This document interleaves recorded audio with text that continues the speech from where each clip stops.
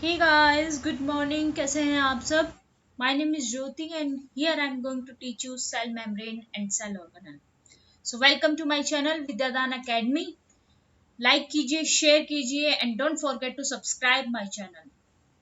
So what is cell membrane and plasma membrane? It is the outermost extremely delicate elastic membrane covering of each cell.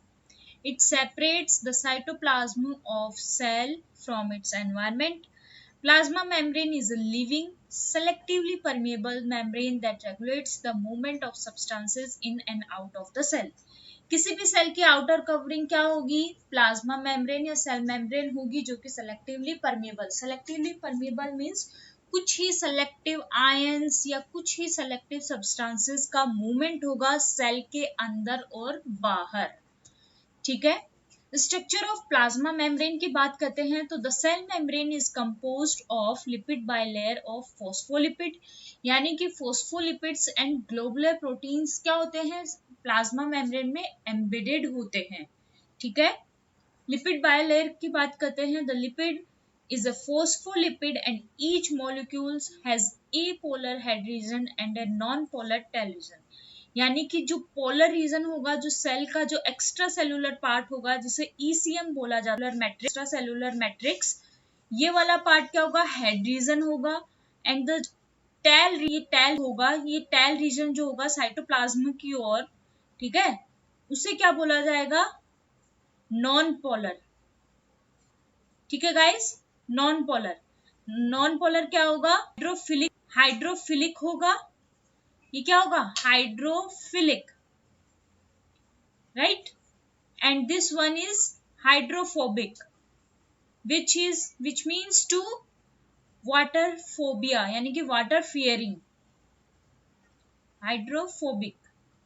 Okay, so the head portion is hydrophobic, water fearing, and the tail portion is hydrophilic. When such molecules are surrounded by water, they align in a characteristic two-layered sheet with the heads pointed outward and the tails pointed inward and water excluded from the middle. This call is lipid bilayer, यानी कि lipid के bilayer के through क्या होता है? Water का movement होता है.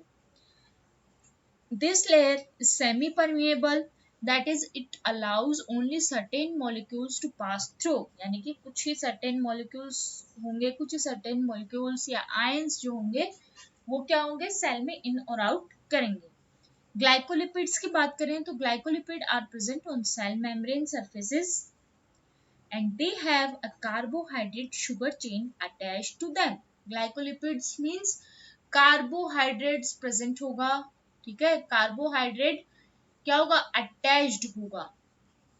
This helps in recognize other cell of the body. और ये क्या फंक्शन करेंगे? किस चीज में हेल्प करेंगे? सेल्स को, other cells of the body, right? Cholesterol की बात करते हैं. Cholesterol is another lipid component of cell membrane. It helps to stiffen the membrane. However, cholesterol is not found in the cell membrane of the plants. Plants में क्या होगा? Absent होता है cholesterol. Proteins तो proteins molecules are embedded in the lipid bilayer that forms passageways of materials. Some are embedded in the outer surface, inner surface and some extended all the way from one side to another. कुछ peripheral protein होते हैं, कुछ extrinsic protein होते हैं जो कि outer और inner surface पे क्या होते हैं? प्रेजेंट होते हैं. ठीक है. इंटीग्रल प्रोटीन्स, इंट्रिंसिक प्रोटीन्स, ये क्या होंगे? Inside the lipid bilayer, right? These proteins often recognize specific material and allow them to pass through the membrane or they transport them across. This is why plasma membrane is called selectively permeable membrane. What is said to here? That the proteins क्या होंगे? कुछ specific materials को, कुछ specific substances को क्या करेगा? कुछ molecules को जो कि एकदम plasma membrane के लिए specific होते हैं, उन प्रोटीन्स को क्या करेगा? रिकॉग्नाइज करेगा और उसी के बाद में सेल्स के साथ क्रॉस करेगा, यानी कि ट्रांसपोर्टेशन में हेल्प करेगा. इसीलिए मेम्ब्रेन को सेलेक्टिवली परमेबल मेम्ब्रेन बोला जाता है. मेम्ब्रेन प्रोटीन की बात करें तो structural proteins These gives support and shape to the cell. ये क्या करते हैं, स्ट्रक्चरल स्ट्रक्चर प्रोवाइड करते हैं, यानी कि क्या करेंगे, सेल को सपोर्ट प्रोवाइड करेंगे और उसकी एक डेफिनेट शेप प्रोवाइड करेंगे. रिसेप्टर प्रोटीन है, रिसेप्टर प्रोटीन क्या करेगा, सेल कम्युनिकेशन में signalling molecules, hormones, neurotransmitter, these all are the receptor proteins and they will help to communicate with the cell to the external environment, right? So receptor protein, they help cells to communicate with their external environment through the use of hormones, neurotransmitter and other signaling molecules. Transport proteins की बात करते हैं जो कि globular protein होते हैं, like haemoglobin, myoglobin, these are the globular proteins. These proteins transport molecules across cell membrane through facilitated diffusion. इनमें ये facilitated diffusion के थ्रू, यानी कि एक्टिव ट्रांसपोर्ट नहीं है ये, ठीक है गाइस. सो क्या होगा, फैसिलिटेटेड डिफ्यूजन यानी कि मॉलिक्यूल्स का क्या होगा, इन और आउट मूवमेंट होगा. ग्लाइकोप्रोटीन की बात करें तो glycoprotein they have carbohydrate chain attached to them as we have studied earlier. They are embedded in the cell membrane and help into to cell communication and also helps to transport of molecule membrane the membrane.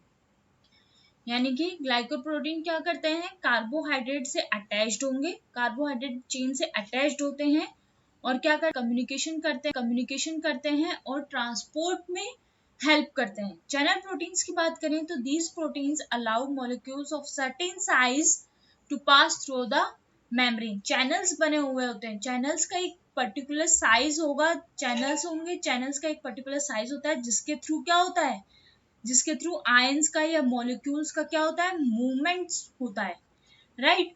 So channel proteins are those protein who allows the molecules of certain size to pass through the membrane. Here you can see the examples of different kind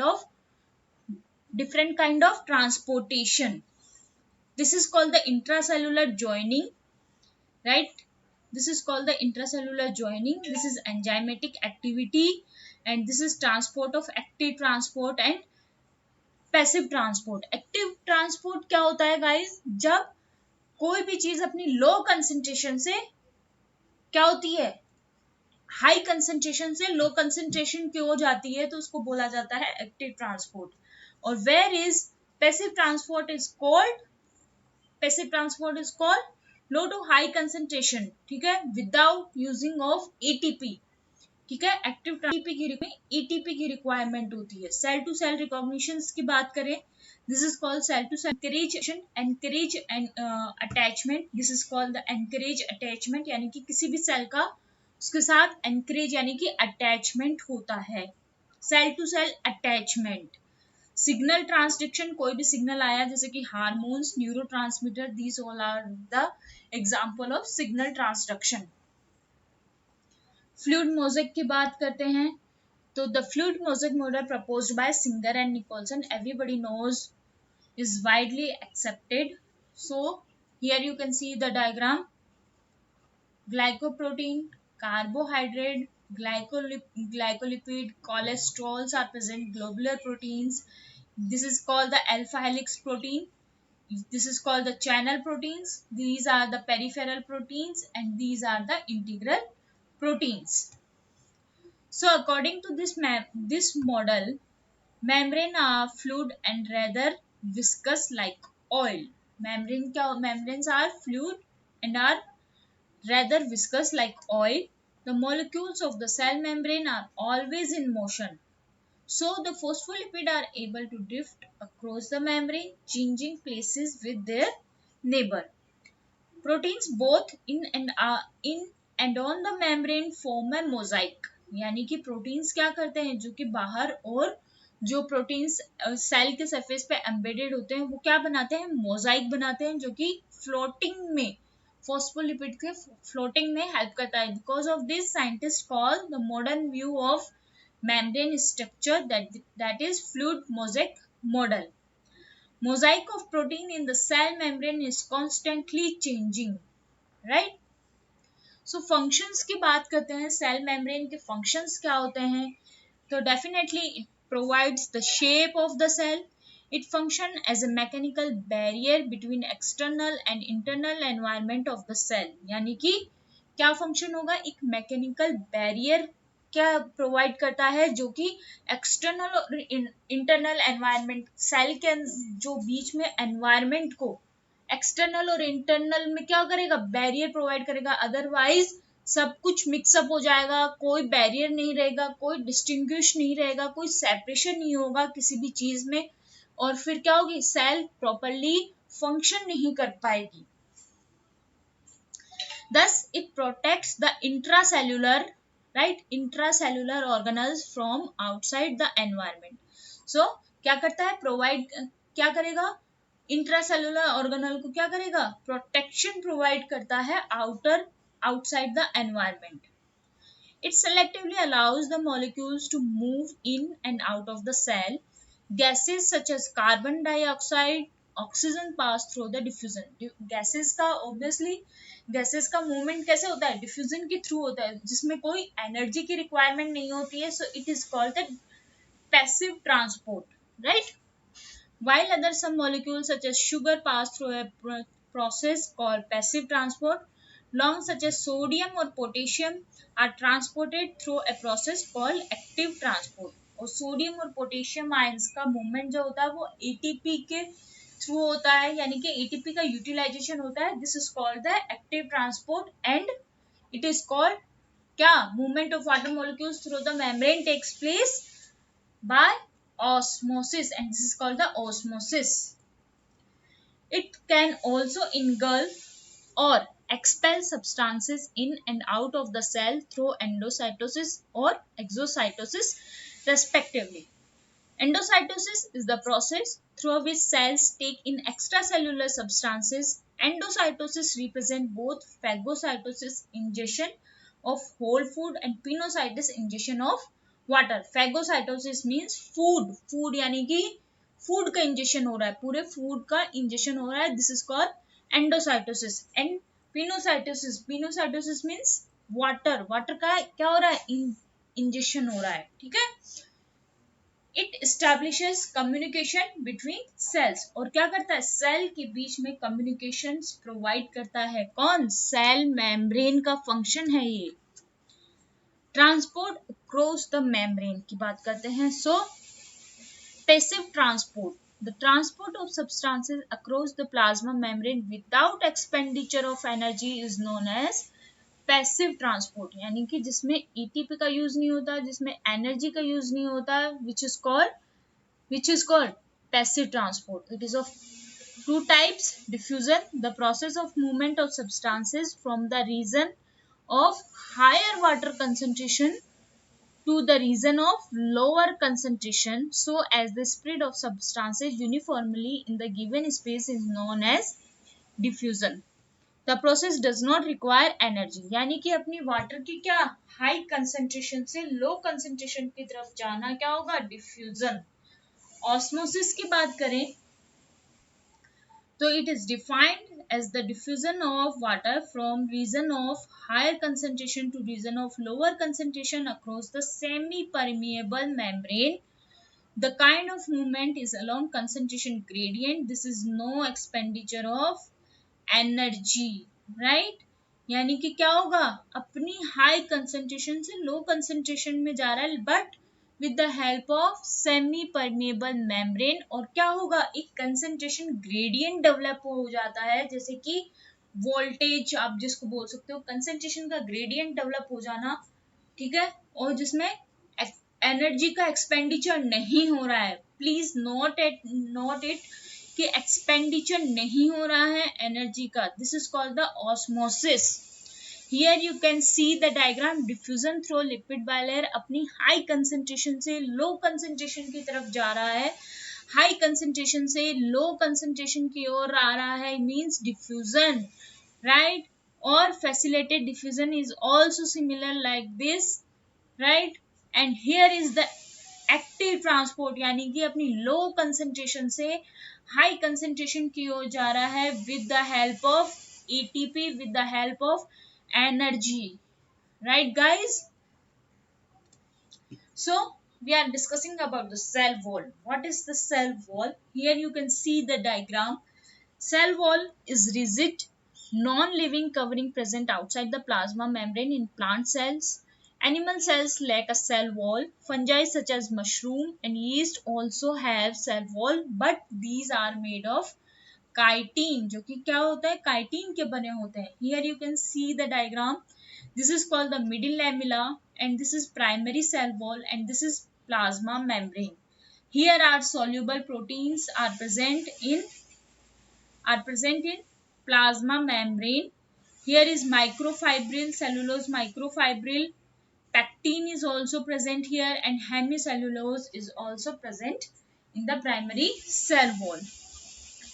The cell wall is freely permeable, porous, and so has no direct effect on the movement of molecules into or out to the cell.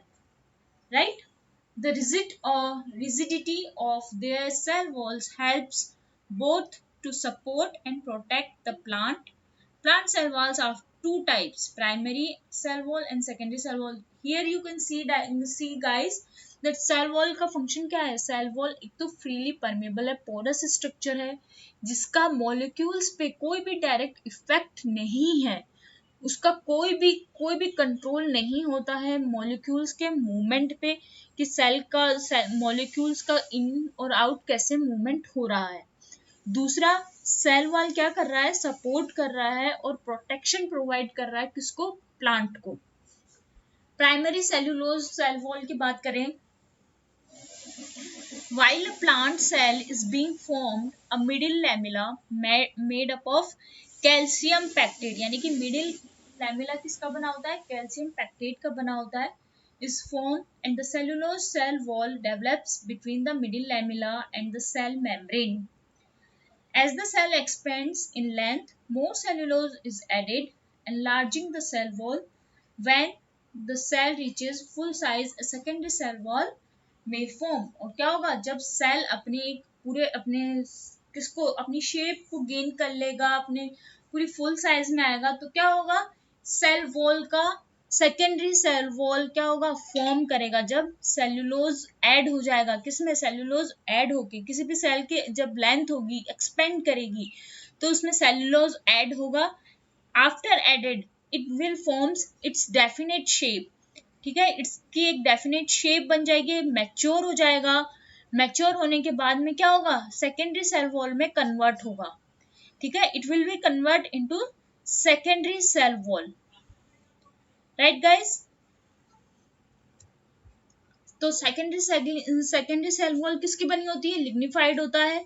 The secondary cell wall is form only woody tissue, यानी कि xylem को form करता है. ठीक है, the secondary cell wall is stronger and waterproof.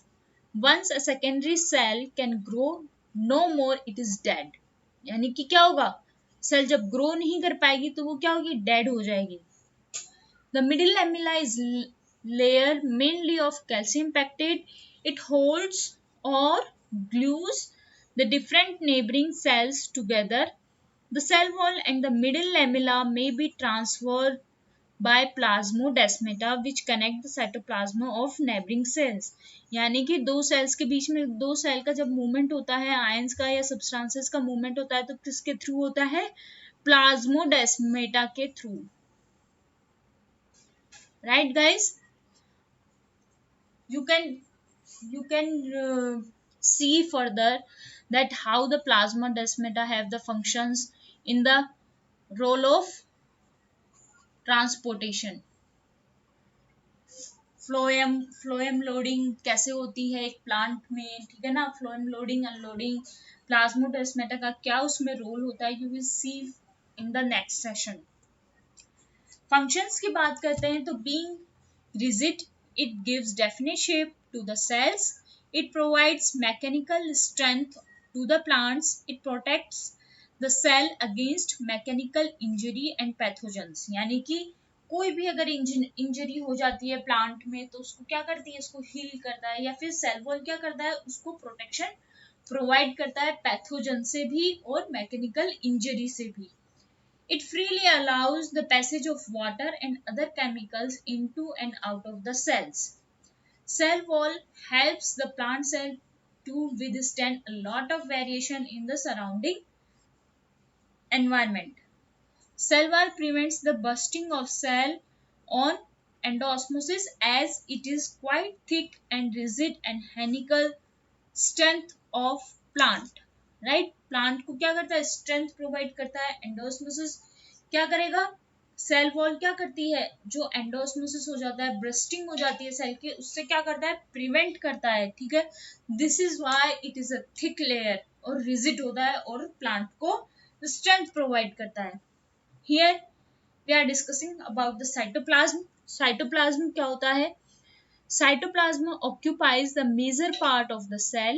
It is a living component of the cell consisting of transparent, semi-fluid granular substances. It is limited on the outside by a cell membrane.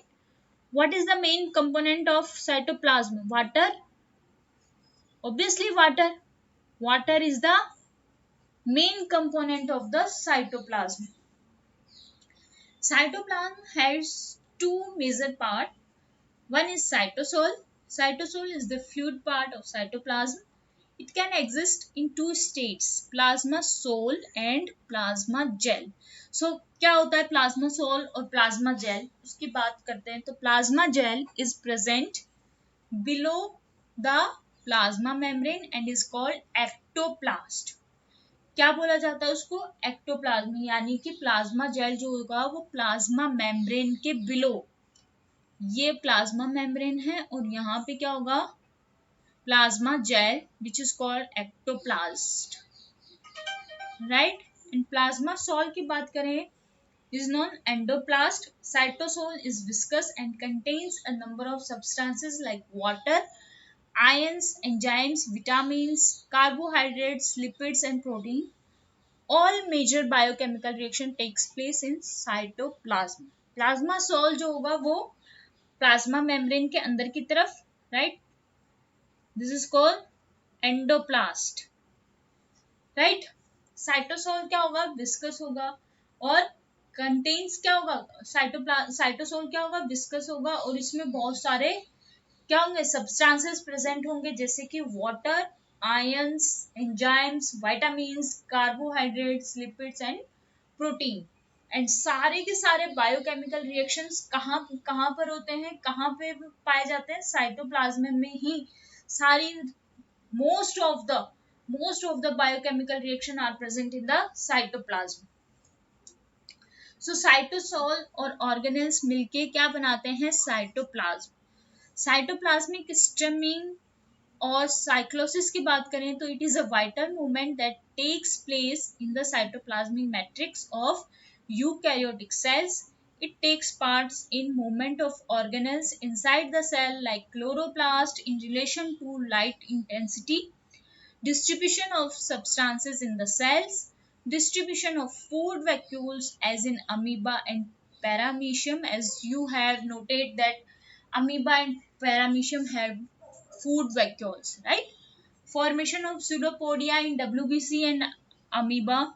pseudopodia formation होती है किसमें, amoeba में और WBC में. It is important, WBC क्या क्या form करता है, pseudopodia.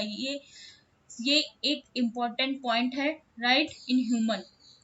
Distribution of heat inside the cell etcetera, right, heat को भी क्या करता है, डिस्ट्रीब्यूशन करता है. This is called the cyclosis, this is called cytoplasmic streaming. Cell organelles क्या होता है, cell organelles are tiny submicroscopic structure are specialised to perform specific function. हर एक सेल ऑर्गेनल का, हर एक सेल ऑर्गेनल का एक स्पेसिफिक फंक्शन होता है. They have to perform the specific function. In eukaryotic cells, most organelles are surrounded by a membrane, but in prokaryotic cells, there are no membrane-bound organelles. As we have discussed earlier in the class, as we have discussed earlier session, that prokaryotes does not have the membrane bounded organelles, right? So the organelles are bounded by a membrane to keep their contents separate from the external environment. These organelles include mitochondria, Golgi body, plastid, lysosomes, peroxisome, ribosomes, and centrosomes. All are present in the eukaryotic cells and membrane bounded. On the basis of membranous covering, cell organelles are divided into three types. यानी कि cell organelles three types में divide किया गया है. Membrane less organelle जैसे कि ribosome. Ribosome में क्या होता है? It is important point. Ribosome, this is called the basic guys, because that is why I am starting with the basics. क्योंकि जब तक आपका बेसिक्स क्लियर नहीं होगा you can do the questions, right? So you have to improve your basics and please बने रहिए मेरे साथ. It will assure you, I make you assure you that it will be very helpful in your preparation.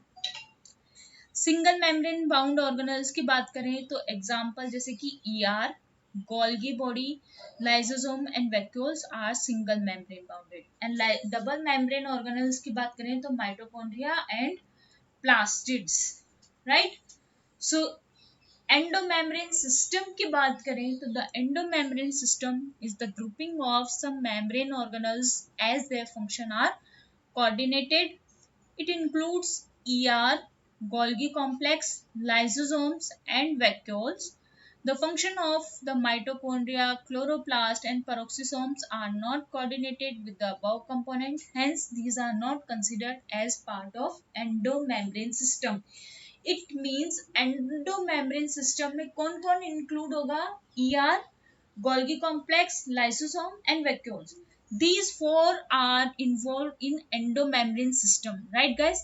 Endomembrane system में कौन कौन से organelle involved होंगे? Please tell me. That is ER, Golgi body, right? Lysosome and vacuoles, right? These four are involved in the endomembrane system.